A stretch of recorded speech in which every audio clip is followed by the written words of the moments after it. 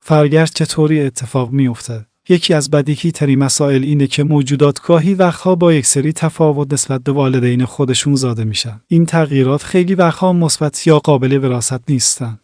اما یه احتمال کمی وجود داره که اون جهشی مفید و وراثتی باشه. مثال ماهی‌های گوپی رو میزنم. توی این گونه زنده‌زا مرها از جثه چندان بزرگی برخوردار نیستن. اما در مورد ماده‌ها داستان فرق میکنه. ماده‌ها جثه بزرگتری نسبت به نرها دارن.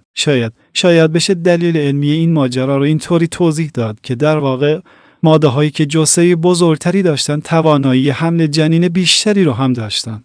پس در نتیجه نسل اونها میتونه بیشتر تولید مثل بکنه. همین تفاوت جزئی باعث شد تا با مرور ماده‌هایی که به علت جهش‌ها جسم‌های کمی بزرگتری رو داشتن کم کم به جمعیت غالب تبدیل بشن و ماده‌های کوچکتر با تولید مثل کمتر به مرور زمان از صحنه بقا کنار رفتن.